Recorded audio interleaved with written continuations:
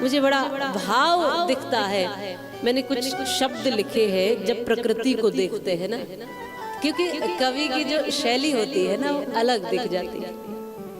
क्योंकि वो जो लिखता है वो केवल लिखता नहीं है, वो जो जीता है वो बाहर किसी न किसी रूप में रूपांतरित हो जाता है। वो जो भीतर की उसकी दुनिया है वो शब्दों में नाचने लगती है, उसकी वाणी पर, कभी शब्दों में। ये भाव जरूर है।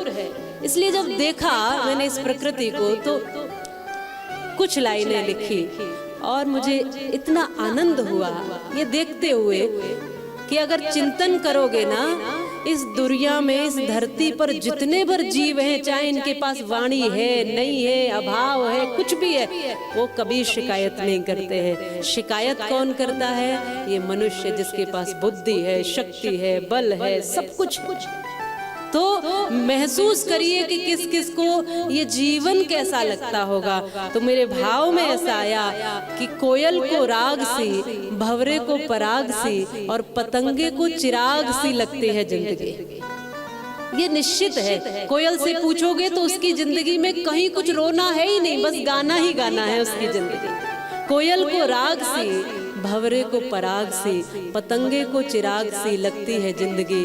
चिड़ियों को चहक सी, तितली को महक सी, मधुमक्खी को शहद सी लगती है जिंदगी। सूर्य को सविता सी, पपीहे को कविता सी, मछली को सरिता सी लगती है जिंदगी। चकोर को शशि सी, पुष्प को हंसी सी, बस इस मनुष्य को फंसी सी लगती है जिंदगी। बस इस मनुष्य को फंसी सी लगती है जिंदगी। केवल ये आदमी, इंसान, मनुष्य, मानव जिसे कहते हैं वही रो रहा है, बाकी पूरी प्रकृति मुस्कुरा रही है, जीव जंतु हंस रहे हैं। क्यों? क्योंकि उनकी दृष्टि में भेदभाव नहीं है। उनकी दृष्टि में तुम्हारी तरह जाति पाति का ऊंचा नीचा भाव नहीं है कि ये ऊंचा है, ये नीचा है, ये कमजोर है, ये मजबूत है, ये स्त्री है, ये पुरुष है, ये गरीब है, ये अमीर है, ये नामी है, ये यश वाला है। ये भाव नहीं है उन जीव जंतुओं की नजरों में। इसलिए वो क्या है बताओ? प्रसन्न है, खुश है, आनंदित है। उनके लिए सब एक दृष्टि वाले हैं। जिस पल तुम्हारी ऐसी दृष्टि होगी, इसलिए संत फकीरी में भी आनंद ले लेते हैं। कबीरा खड़ा बाजार में मांगे सबकी खैर, और ना काहू से दोस्ती ना काहू से वैर।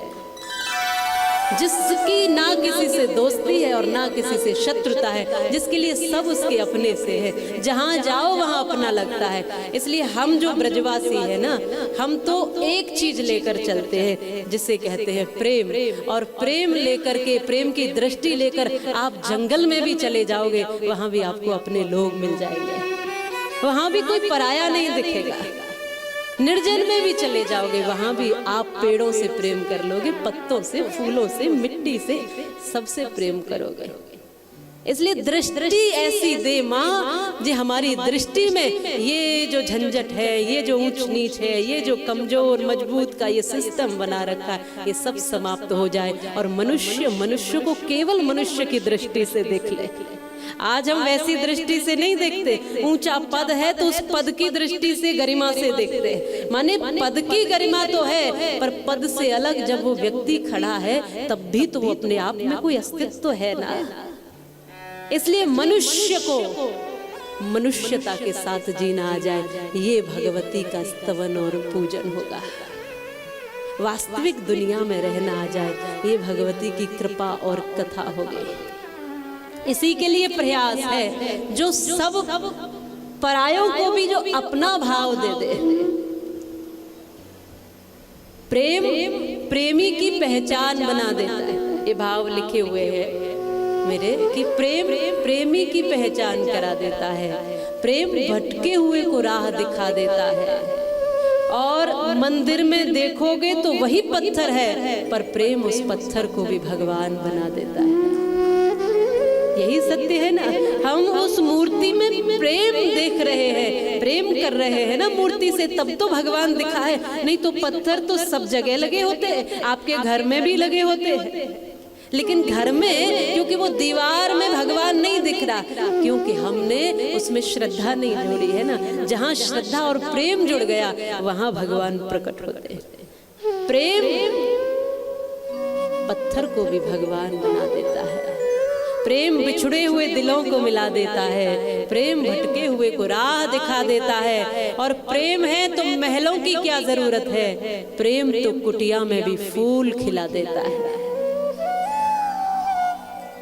इसलिए माताओं, जहाँ रहो, जिस घर में रहो, जो आपका आंगन है ना, उसको मंदिर बनाकर ही रखो।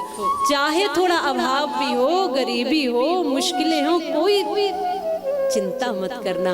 उस आंगन में भी प्रेम के फूल खिलाना, देखना वहां भी सारे लक्ष्मी, धन, संपत्ति सब कुछ आ जाएगा। दृढ़ विश्वास रखना।